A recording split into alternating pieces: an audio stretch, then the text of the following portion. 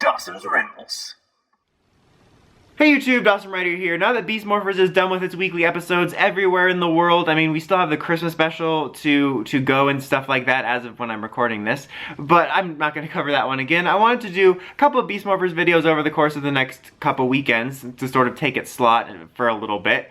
And one of these I wanted to talk about was something I've been thinking about since the Australian airings, and I thought about doing a video based off of this when the Australian airings ended, and then I decided to wait till now, obviously. But I wanted to talk about, could Power Rangers, I mean, this is about Beast Morphers in the title and stuff, but this is kind of a general topic of, do you think Power Rangers could work as a 20-ish episode season only? I'm not talking about like, oh, season 1, season 2 covered the whole Sentai. I'm talking about, that's all you get.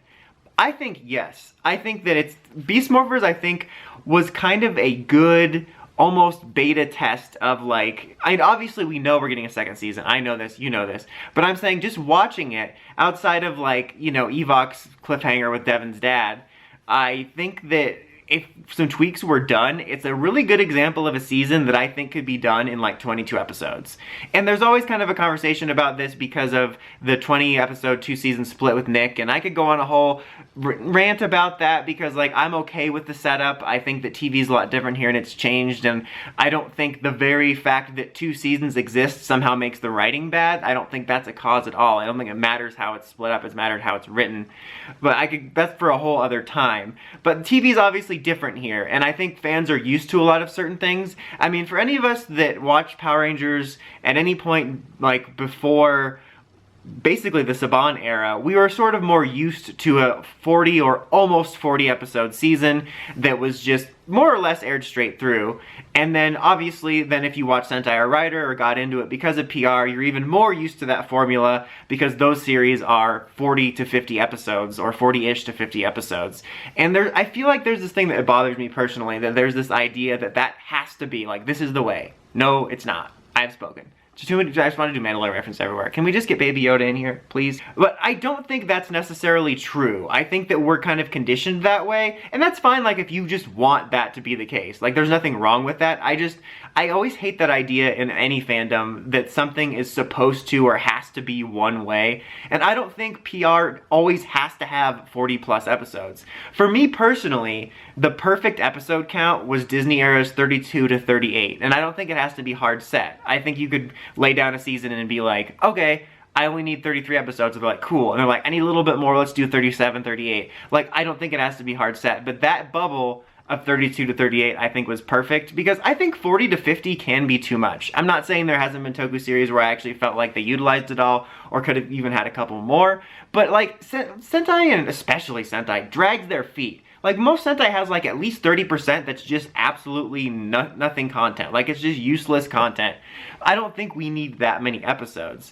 And to circle back to my main point, is I think Beast Morphers, like, I'm obviously not saying this is a perfect, oh, this was a perfect 20 episode season, but I kind of saw this framework of it, of if it was tweaked, I think it could prove that we might be able to just adapt a whole Sentai or do a whole PR series in 22 episodes. For Beast Morphers, I think some things had to be tweaked, and one of those things comes down to the fact that the only things we didn't introduce in this season, toy-wise, was the frog, and the power-up, and Tatagami Layo, that I can think of. There might be some odds and end weapons, but I'm talking about main sellers. And we might not even do the frog. Like, they've deleted some movie mecha before, so I don't think that's out of the realm of possibility, so we can even pretend the frog doesn't exist.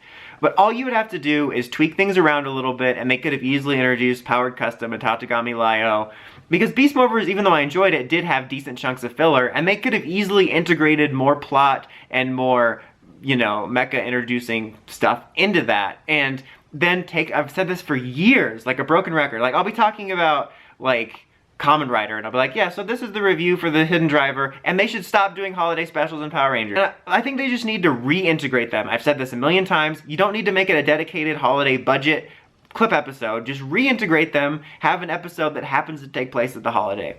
I guess the series is usually done airing by Christmas, so it makes sense they want to have a Christmas special, so why not Halloween? They put it in between the regular episodes, so why not just have a regular episode, happen to have it take place at Halloween? If you can take advantage of the theme to the plot, cool. If not, it's fine to just book in the episode with a Halloween party, but just reintegrate at least that one episode, and you can make the Christmas special a fun epilogue, whatever. But then you get more episodes so you don't have to waste it on literal nonsense.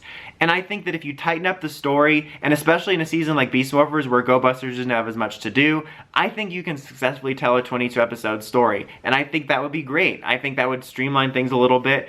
And I mean, this is probably not something that would happen, but I would love if it was a case-by-case basis too. Like, let's say they wanted to do Go Busters and then like Loop Pat or ToQger in only one 22 episode season. They didn't want to do 2 years. So they do that. So like, you know, we get Beast Morphers and then ToQger, and then they want to do Q Ranger and they feel like they need 2 seasons. Then they do that. Like, I think that would be great to do it on a case-by-case basis, because if you have a season that you think you can get more out of merchandise-wise, or you just have more ground you want to cover, then you do 2 seasons. But if you have one that's a little bit tighter, then you're like, okay, this would work as a 22 episode season. And I think that would be kind of neat to vary that up.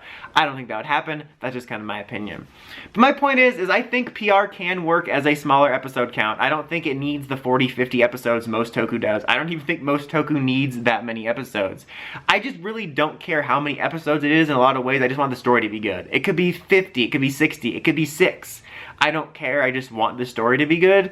But I just thought it was interesting that Beast Morphers showed me that if you just tweak it a little bit, I think a just 22 episode season is possible, and it would be nice. But what do you guys think? Would you be interested in seeing a sole 22 episode season and then moving on to another adaptation or series? What would your ideal episode count be if you could choose in the future?